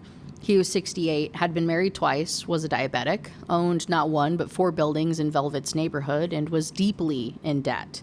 Not with lenders or credit card companies. It turned out the landlord had a bit of a gambling problem, which was a weakness that would be all too easy to exploit. My entire life was spent in the shadows of the city, and I knew almost every key player in it, including the people who ran the illegal gambling dens. A couple of phone calls was all it would take to find out who McKenny's bookie was and who he owed the most money to, and then I could start applying pressure. Debts could be bought, usually at a steep discount since my money was a guarantee, and people who racked up astronomical tabs had a bit of a habit of not paying them, at least not without a little prompting. Most modern bookies tended to be squeamish about breaking kneecaps. If there was a way for them to recoup most of the money without having to spill blood, they would take it, leaving the ugly work to someone else. Someone like me. Josh and him continue to have a little bit of back and forth, having a kind of an awkward conversation about stalking women where Josh doesn't admit, because Junior doesn't know how they met, like how Allie and Josh met, and he doesn't know the context that like she was stalked by him. As far as he knows, they like met normally and stuff. So Junior makes a comment about stalking Lauren, and Josh gets a little clammed up about it, and it's kind of funny. And then he asks if, Junior is ashamed of Lauren. He says, no, of course not. And Josh says it's not easy for a lot of people, dating someone who gets others off for a living. Something about the way he said it made it feel like he was speaking from experience, but he was a hacker, so who the hell was he to know about it? We won't get into it. I understand the callbacks to the other book. I understand having these be like interconnected standalone novels. But some of it, if you did read the other book, feels like a little bit too on the nose for my liking. I don't know. It just was weird. It was just weird. It doesn't matter though. It ends with Josh telling Nico Jr. person to bring Lauren to their engagement party. Nico pushes back and he's like, well, I mean, that seems a little serious. Josh says, well, just tell her it's like a family get together. There's no other family members that are going to be there. It's literally just all of Allie's friends. Like, you should come so I at least have somebody there with me. So he agrees. Yeah, no one there will know you besides me and Allie, so you can trust us to keep our mouths shut about Lauren. Because again, he's still worried about like being public with Lauren because of his dad, blah, blah, blah. You know the drill by now. In chapter 24, we're back in Lauren's POV. Obviously, she's very, very upset with Nico and hasn't talked to him for however long it's been. And this chapter opens with NT95 sending her a custom request for $10,000 that all it says is asking her to come to his cousin's barbecue, with a note on the request saying, I'm not ashamed of you, Lo. Give me a chance to prove it. Uh-oh, I could already feel myself starting to cave, willing to hear him out. Yeah. Ryan hit deny. A knock sounded on her front door immediately. She opens the door. Obviously, it's Nico. It's like midnight, so they all freak out, and it's this like little goofy, quirky, cute scene. I don't care. She opens the door. It's Nico, and she's like, "How do you know where I live?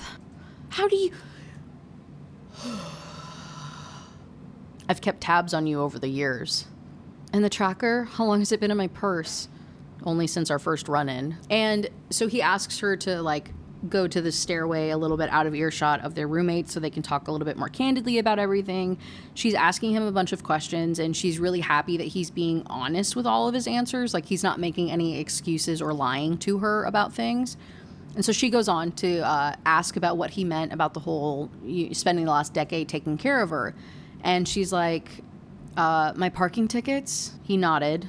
The smashed side mirror on my car that got magically replaced overnight? Another nod. And she's like, I can't believe you've done all of this. Like, you've just taken care of me so much. Like, nothing is my own. He also reveals that he went behind the scenes to, like, not bully, but maybe blackmail a little bit some of these government, like, representative people to talk to her. And so she gets really upset by this, just in general, because she's like, I've worked so hard for everything, but like, you're the one that's made them talk to me. You're the one that's done all of this stuff. Like, none of this is my own, blah, blah, blah. Existential crisis, that she doesn't feel like anything she's done has been good enough, and that nothing that she has is because of her hard work or whatever. And he immediately shuts it down, and he says, look at this place. You did this on your own. You're building your empire brick by brick with your own hands. It's not like I held a gun to every one of your subs and forced them to follow you.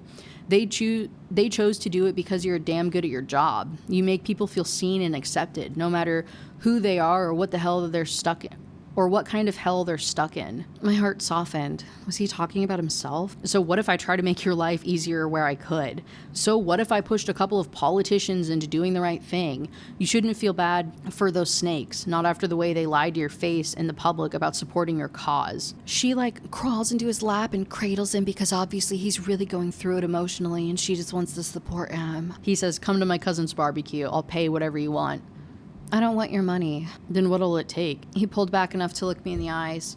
I won't know anyone there besides her and her fiance, and making small talk with strangers makes me want to gouge my fucking eyes out. I don't know how to talk to normal people anymore. I don't give a shit how long the wait list is for daycare or what everyone's watching on TV, and one day the intrusive thoughts will win, and the next time somebody asks me what I do for work, I'll just start talking and see how long it takes before they run screaming away from me. He tugged me close, butting his forehead against mine. Don't let Saturday be that day. Don't let me ruin my cousin's engagement party. Despite myself, I grinned. The mobster and the cam girl, out together at a nice family cookout. What was the worst that could happen? I'll come. In chapter 25, Junior's POV, they go to the engagement party. It's cute. It's quirky. There's bonding. The only other guy that's there is Tyler. Everybody, do we remember Tyler? If you don't, it's Josh's roommate, previous roommate, I guess, before he and Allie moved in together. And Tyler is the guy that Allie had originally had like a casual situationship thing with, and then that's how she ended up running into Josh. Anyway, he's kind of he is douchey. So Junior talks to him. Not a very good impression. Does not like the dude. Does not understand what Josh sees in him as a friend. And then they kind of go their separate ways. Literally just, one of those like relationship building bonding chapters. Nothing too crazy going on here. But at the end of it, he and Josh are having like a private conversation off to the side. And he asks him how he got the dad to leave him alone. Like, what did he threaten the dad with to make him lay off of, obviously, Josh and Allie so that they could, like, do their own thing? Josh says, I threatened them with Allie never talking to him again. Like, all he really cares about is family. Nico has the realization of, yeah, that's true. There's nothing that I could threaten my dad with to get out of the mafia other than that. It's not like I can't threaten to report him to the cops because that's how you get got, and I can't, threaten him with blackmail or any of this other stuff because that's how you get got. And so with this conversation with Josh, he realizes that the only chance that he has to get out of the organization is if he threatens to never talk to his dad again and to like ruin the family, I guess. I don't know. So Josh agrees to help him, and we'll figure out how that plays out in a couple of chapters. Cut to Chapter 26, Lauren's POV. Oh, would you look at that? there's more spice. They go to her apartment to hook up. There's a moment where she is like clutching the headboard. He is under her, she's on top, she's clutching the headboard. And for a second there, I said, Verity? Hello? If you've read that book or watched that video, you get the joke. I'm not explaining it any more than that. Anyway, after they're done, they're having a little bit of like after bonding, and he gets a phone call and has to leave immediately to go deal with work stuff. And he apologizes and he's like, I'm so sorry. And she's like, it's fine. We said it was casual, right? And he says, what if I want something more than casual? Oh my God, look at that. No tension whatsoever with anything in this fucking book. Cut to Chapter 27. One of Junior's brothers was able to track down the bookie who owns the landlord's debts. Junior is wanting to get a hold of the landlord, the guy who owns Velvet, because he has a bunch of gambling debts. Because he has the debts, that's why he's raising the rent on Velvet. So Junior, getting to the bottom of this, wants to find the bookie to buy the debts back to prevent the rent from being raised on Velvet. Correct? That's the motivation. That's what's happening here. The bookie that owns the debt is also new to the area and causing a lot of trouble because he's not doing things by the book. He is encroaching on other people's territory. There's just a bunch of like, he's not doing it the right way to be running a criminal enterprise, drama. So everyone's having a hard time getting a hold of him and figuring out who this new guy on the block is. It's a very dramatic scene. They have some hired mercenary help because they're the only people that wouldn't go back to his dad with some complaints. I don't know. Don't look at me like that.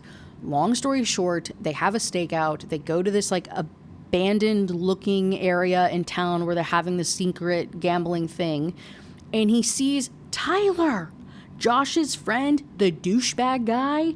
Tyler is the bookie. He's out on this boat. Junior decides that Nico Jr. just decides that he's going to approach said boat, so he puts his guns down. They were going to go in guns a-blazing. They were going to go and like start killing folks. But he's like, oh, it's just Tyler. Beep, boop. Puts his gun down and walks up there, hands up, because he doesn't want to get got. Respect, at least we have some intelligence here. Approaches the boat, tells this guard guy that views him, and he's like, hey, tell that blonde guy that it's Junior. He goes up there. Tyler's like, what the hell, dude? What's your problem?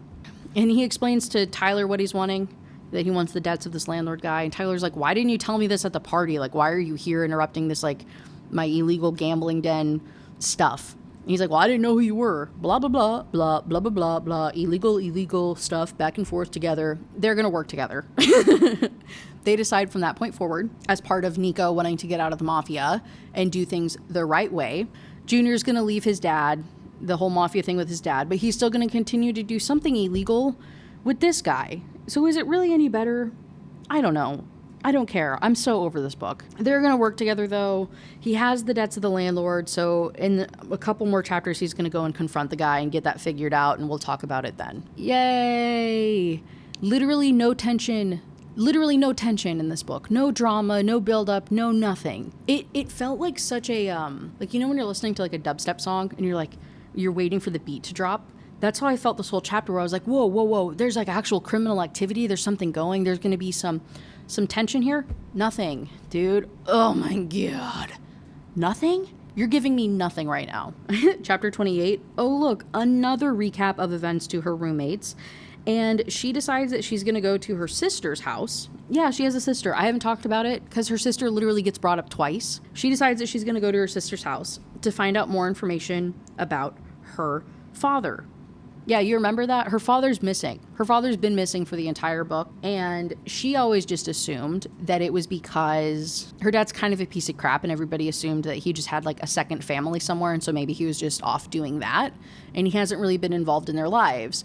But in this chapter, Nona and her are getting coffee, and Nona says, no, seriously, he's like missing. His girlfriend reached out and he hasn't talked to her at all, and the police have been involved, and your dad hasn't used his credit cards or his cell phone or anything since, XYZ date. And I'm actually genuinely worried about him, but your sister has more information. I don't know why she hasn't told you any of this. And Lauren's thinking to herself, like, she has just a really tense relationship with her sister. Like, her sister's very private and stuck up and, like, kind of keeps her at an arm's length and whatnot. But she decides that she's going to go and talk to her to get more information and to get to the bottom of things and figure some stuff out. So that's what she does. At the end of this chapter, she goes over to her sister's house. Sister's 6 months pregnant, got a bunch of other kids running around, just done with life. Super stressed out, super tired. And Lauren feels really, really bad because she was going to go there and pop off and be like, WTF, like, why wouldn't you give me an update on Dad? Why didn't you tell me that this was actually serious? But she bites her tongue because she realizes her sister is going through it. However, almost immediately, the sister throws her under the bus and starts talking crap about Lauren's profession and, like, how that's why she can't babysit the kids because obviously she's, you know, busy doing her own thing and that's not like a kid-friendly thing to be doing. And so then that's when Lauren says, you know what, screw you, lady, WTF, like, why didn't you tell me about Dad? What even was there to tell you? Hugo has no idea, that's her husband. My husband has no idea what actually happened. He works for the mob people as well. What actually happened, he just thinks someone finally offed Tommy, their dad, because the last time anyone saw him, he was with Nico Troshi. I sat back in my chair, stunned. What? Nico Troshi? Christian said like I was stupid. Dad of that asshole that you fucked in high school? I heard the name. Why is it important? She shrugged. Because according to Hugo, his guys are Lorenzo's cleanup crew. Obviously, Junior is Nico Jr. Nico Troshi proper is his father. So they do cleanup stuff for the mafia. Lorenzo's the actual mafia mob person lead. I don't know. I don't care. You get the gist of what's happening. Lauren finds out in this moment that, oh my God, that's what he does for the mafia. I didn't know what he actually did. And wow, maybe he's the reason that my dad is missing. And she starts doing some dates in her little brain. And she says, the day that Dad went missing is the day that he got back in my life. That timing can't be a coincidence. Suddenly, after 10 years, Junior came waltzing back into my life. I felt like a fucking idiot for not seeing the connection sooner, but until today, I honestly thought Tommy was just lying for some reason, that he would show up again when he was ready to, because that's what happened every time he went missing. Oh God, was any of it even real between Junior and I, or was I some sort of pawn? Did he and his family think I had information on Tommy that they planned to trick me into giving them? Or were they trying to keep a close eye on me because I was an easy mark and the best shot that they had at learning about the inevitable investigation into my father's disappearance? And so in that moment, she decides I would spend the rest of my life or afterlife, depending on the outcome, making him regret it. Starting now. We have 5 chapters left. I'm just going to keep talking. I'm done examining it because I'm just going to repeat the same things. You know what I'm saying? So in chapter 29, back in Junior's POV, he found the shitty landlord guy and he's confronting him because he wants the deed to the building where Velvet is. Like, he wants to own that building. The landlord's like, well, that one's worth $3 million. And Nico says, well, that sucks. You're going to give it to me for $1 million, aren't you? Push back, push back, push back. He cuts the guy's pinky off. Yada, yada, yada. Bunch of back and forth. He gets the deed. Yay. With this news, he's going back to his apartment, but he wants to go to Lauren's because he's so excited and he wants to tell her about it. And he checks the tracker on her phone and he sees that she's at his apartment. And he's like, oh, that's kind of weird. She shouldn't know where I live, but she's a smart girl. Maybe she found me out. Like, maybe she found my place. And that's kind of hot. Like, I think she's there to surprise me. I'm so excited. Because as far as he's concerned, they just had the hookup thing and the engagement party and everything's good. He has no idea that she found out all this other stuff. She has no idea that she found out that he has a hand in her father missing, right? So he's over here thinking he's about to get laid. But instead, when he gets up to his apartment and he's about to unlock the door and go inside, he gets stabbed in the side by Lauren. And so he automatically responds, throws her against the wall and is like in the middle of choking her and like mid-punch realizes that it's Lauren and like hits the wall next to her head. Hello? Obviously, she's horrified. She can barely breathe. She's freaking out. This was a very incredibly scary man, but I don't know what you expected. Attacking a guy that you literally just learned kills people or cleans up dead bodies at the bare minimum, and you're gonna come up on him? Not that violence is ever okay, but in this particular instance, I'm not sure what the fuck else you would expect. And she still acts like he's at fault for this. You're the one that started it. And so for the rest of the chapter, they're like in his apartment on the floor, her crying and freaking out and, yelling at him. You killed my father. I can't believe you would do this. And you stalked me this whole time and you were just using me. And I can't believe you would do this. And blah, blah, blah, blah, blah. And yes, I roared, losing the battle with my temper. Is that what you want to hear? I killed that old bastard and then I decided to spit on his grave by fucking his daughter?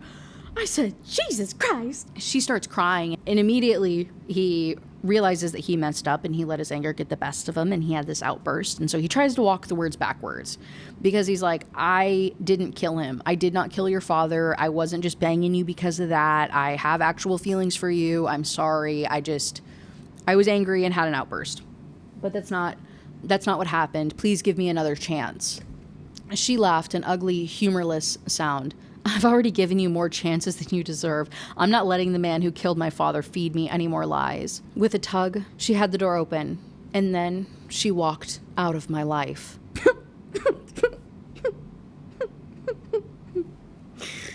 Oh. In chapter 30, it's 3 days later, Lauren's POV. She's just been laying in bed, miserable, sad, heartbroken, unconsolable over this loss of Junior and the fact that he killed her father, and she really was falling for him again and really had these feelings, and she can't believe that she trusted him just to have him let her down. And again, girl, get up! Get up! It has been less than a week that you even started talking to this man again. You guys had one singular conversation that was more than 20 minutes that didn't involve boning. You're not in love with him. It was a 10 years unrequited obsession that I had that just got validated and everything I ever wanted came true. Shut the fuck up. Literally shut the fuck up. Please. So she hasn't eaten. She hasn't done anything. She's crying her little eyes out, but all of a sudden she hears some rustling in the hall and it turns out that Junior broke into her house. Her roommates are gone. Otherwise, they would have stopped him, but he comes into her bedroom. He opens up the door and he says, Lo, you have to listen to me. You have to listen to me. It's very intense back and forth. And he says, I bought the building from McKinney. That's why I had to leave the other night. That's what I was doing the day that you snuck into my apartment. I planned to use it to help me get free. I wanted to lower the rent back down, expand Velvet, help it grow, show you how serious I was about building a life with you. I realize that's probably impossible now, so I want you to have it. So he tosses the... not in a disrespectful way, but he kind of tosses the deed to her. She's on the floor. I don't know how. I think she was stood up to leave, but she fainted because she hasn't eaten in days or some bullshit. So she's on the floor and he's on the bed. I don't know. So he he hands this deed over to her or whatever. She can't believe what's happening. And so he's like, I'll come clean about anything you want. No more lies. No more lies. I'll tell you anything. She's like, did you kill my father? And he says, no, we don't just disappear dead bodies. We hide live ones too. What do you mean? Your dad cooked the books for a couple of higher-ups, including Lorenzo. The feds were moving in on him, hoping that he was the weak link that they could exploit. Tommy went straight to Lorenzo with the news, which is probably why he's still alive. Instead of Lorenzo putting a hit on him, he decided to get him out of here. He's back in the old country working for one of Lorenzo's cousins. And so he pulls up a video, and there's literally a video of her dad just vibing with some young ladies out in Italy having the best time of his life. And she's like, oh my God, you really didn't kill my father. This is so crazy. Then she's like, well, how did you get this? How did you get the deed to this building? I may or may not have used force. How much force? I took his finger off. You what? He got it reattached. That doesn't make it any better. Look, it was the last awful thing that I ever planned on doing, but I would have done much worse to get free from my father because taking a finger off is a fucking cakewalk compared to most of the shit I get told to do. I can't keep this up anymore, Lauren. I can fucking feel myself dying, feel pieces of my soul withering up every time I get a phone call. At this rate, I'll either be dead or incarcerated or beyond all hope within a year or two. And I don't want that to happen. I don't want to become my father. And then she says, I can't take this from you. Talking about the deed. He made no move to accept it. Why not? Because as mad as I am, I won't steal your chance to get out. You're not stealing it, I'm giving it to you. I don't want it. He pushed the papers back at me. Your happiness means more to me than my freedom, and don't worry about me. I'm sure I'll find some other way to get out. Ew. Ew. They have more back and forth. He ends up on the floor with her. They're like sitting on each other's laps, cradling each other, and you really hurt me, I said, his arms tightened, face pressed to my neck. I know. I hurt you too. I deserved it. No, you didn't. This is so fucking stupid. I just want you to know that break. This is Kaylee talking me to you right now. This is so dumb. This is so dumb. Everything that's happening right now. If you're visual, if you're listening, I'm sorry. I can't express it any more than the motions that I'm doing visually. Like,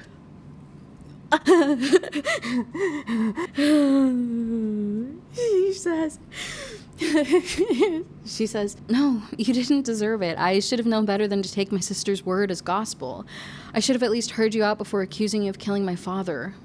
Lauren, stop. No one could blame you for how you reacted. Blame you? How did you react? How did you react? React by choking you because you stabbed him before he knew that it was you? He didn't react I guess he had the outburst where he was like, yeah, I totally killed him so I could fuck you. Is that what we're talking about right here? Because again, low key, I don't think that that's that bad of a reaction. I don't understand what's happening right now. I'm sorry, I said again, for how much I tried to push you away. You were only protecting yourself, and I went about this the worst way possible. I should have just approached you after Tommy fled and laid all my cards on the table and told you that he'd threatened to kill me, and that's why I lied about us being together back in high school. I went completely still against him. He what? Understanding washed over me, the puzzle pieces finally clicking into place. All this hurt, this heartache, a decade's worth of baggage, and somehow it all came back around to my fucking father. In chapter 31, Junior.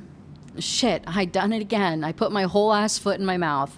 Lauren's arms loosened around me and I pulled back enough to look at her. I didn't mean to keep that from you, I swear. I had all this other shit filling my mind. And she's like, what do you mean? What happened? What? Tell me everything. Girl, what the fuck do you think happened? So again, I don't know if I made it clear earlier. Maybe I'm repeating myself. This book sure repeats itself, so why can't I? I might as well. So, sorry. I am vicious today.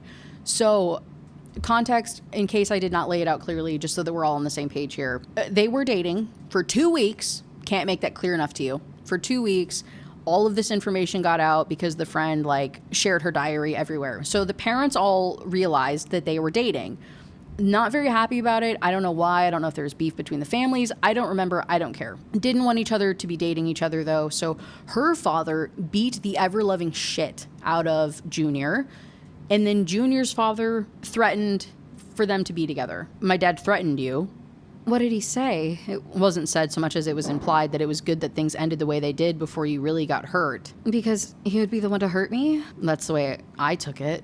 So, that's the extent of it? That's the extent of the secret that he was keeping from her. That all of a sudden just explains everything about why he ghosted her 10 years ago. Things that we've already heard, 5 times in this book, dude. The more that I'm going through this, I gave this book a 3. I might bump this shit down to a 2. Because I'm just getting mad. And so then... blah, blah, blah, blah, blah. She says, when do you plan on telling Senior about going legit? At our next family dinner. Can I come? I want to see the look on his face when you tell him to go fuck himself. And then they bang and the word milk gets used and I hate it here. And they talk about how they don't forgive each other and they're going to have some more hate bang sessions to get over it. And she says, I can forgive you for everything that you've already done, but I can't be with you if you continue to do bad things. I'm done. I promised. She relaxed against me. When's the next family dinner? Hope flared in my chest. You're serious about wanting to come? Are you kidding? I might try to find some way to film it. And he says it'll be a few weeks. Hello? We have 3 more chapters. Chapter 32. 2 weeks have gone by. Lauren's POV, it's time for dinner, or it's time for the family dinner. That's so cool. That's so great. The last 2 weeks has been absolute bliss for our new happy couple. They've just spent so much time together falling in love. Not that we have any evidence of it. Not that we're shown anything. Not that we're given any examples of these two vibing and hitting it off. We're just told that that's what's happening. Take it at face value. They show up to the dinner. Josh and Allie are there yet again. It's all four of them in the driveway, you know, kind of like mentally preparing for what's about to happen because they all know that it's about to go sideways. And the mom comes out yet again and greets them. My mom's eyes shifted between us, smile widening like she was actually happy about this development. His mom's smile slipped as she took in our little group. Are we ready to go face him down? That's exactly what she does. She goes in first to kind of break the news to the dad. And obviously, as one would expect, dinner, there's a lot of tension. There's a lot of awkwardness. There's a lot of smart-ass comments to be had from the father. But everything, you know, it's kosher. We're going, it's not smooth sailing necessarily, but at least we're sailing. We're still moving along. Until chapter 33, where dinner takes a sudden turn. Junior tells his dad that he wants out of the business, and the dad says, "Is this because of you dumb B-word," in regard to Lauren. Gets really, really confrontational. There's a bunch of back and forth until it gets to the point that the dad like rushes Junior and is like literally choking him out against the floor. And Junior his world is like devastated, understandably so from what is happening. Time seemed to slow. I tried to drag in a breath and couldn't, staring at him in disbelief, feeling like I was having an out-of-body experience. My own father was strangling me in front of my girlfriend and entire family. I thought I'd known the worst of what he was capable of, but I'd never expected this. With the last of my breath, I wheezed, "Dad." Homegirl. Love. Lauren comes in with her taser right into the neck of the dad. I love when abusers get abused. It's my favorite. I have a sticker that says it. I love it so much. So yeah, she's like tasing him in the neck. And Josh has to pull her off. And he's like, internally, Junior's thinking, well, thank God, because I don't think she ever would have stopped. Like, I don't think she was ever, she was about to kill that man, right? Respect. Love. Alec, the brother that we've mentioned throughout this whole time, stepped into view and spat at Dad's still twitching form. Fucking bastard. He turned to Mom. "You're coming to stay with me. Enough is enough." Mom shook her head. "I'm staying here. Someone has to make sure he's all right." "So call an ambulance after you leave," his other brother says. "He did this to himself. You don't have to keep trying to fix everything for him." Determination crept into Mom's expression. "You don't understand. He wasn't always like this." "But he's like this now. He's been like this for years, and he isn't going to get any better if nothing changes." Mom darted her glance among me and my brothers. "He was about to release me," I said, not because I was defending my father, but because I couldn't bear the look of abject misery on my mother's face, like the last of her hope was fading away. When I said Dad, he seemed to come back to himself and realize what he was doing. And so then they all just leave. The mom decides that she's going to stay back with the dad, and she tells them all to get out of here because by the time he comes to, it's all hell's going to break loose probably if they're still around or whatever.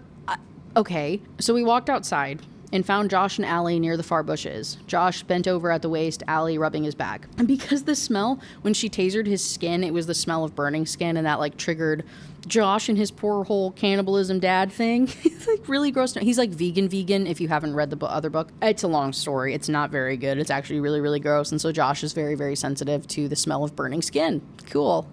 So yeah, he's like throwing up in the bushes and stuff. Good callback. I guess it's called that. I don't know. Anyway, it's a cute moment. Allie says, "No matter what happens, I think we can all agree that we're done with these family dinners."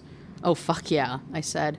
Josh made a contemplative, hello? Thoughtful. Josh made a thoughtful noise. "Maybe we can start having our own family dinners instead." Allie beamed, looking at Lauren and me. "What do you think?" "I like it," Lauren said. "Junior?" I grinned. "I'm in." "Aw, it's a whole found family. Semi, their actual family, but it's a whole found family thing. Guys, it's so cute. They're all bonding. What a wonderful way to end a book. But no, we're not going to end on a happy family note because this is smut. God forbid we end on a wholesome note. Instead, going into chapter 34 from Lowen? Oh wow, I really am reading Verity. From Lauren's point of view, they're back in the club. They're back at Velvet. Everything's going great. They've expanded. Her and Junior are having a wonderful time together, and the club's doing better than ever. And this time, they're going to be the ones putting on the show. Her and Junior are center stage, and he ties her up and goes to town, and the book ends on a very, very detailed, multi-page description of them putting on a show for the world. I love that so much. And that's the end of the book. That was Caught Up by Nevessa Allen. Thanks for coming to my TED Talk. Yeah, I didn't like it. I'm not gonna lie. Like I said, the more and more I got into it, and again, admittedly, I said it before, I'm not in a good headspace this week. I know that I'm a little hateful. I know that I'm a little vengeful. I know that I'm coming into this filming session with a little extra attitude, a little bit of spice. Still, I didn't like it. I think I didn't, even when I was reading it the first time and I wasn't being a little Debbie Downer, I was still bored out of my freaking mind because it didn't feel like anything happened. I wasn't invested in the characters. I wasn't invested in the storyline. Literally nothing happened. Cool. I'm glad Nick got out of the mafia mob family. That's cool. We found out that Tyler's doing mob stuff, so maybe he's the one in book 3.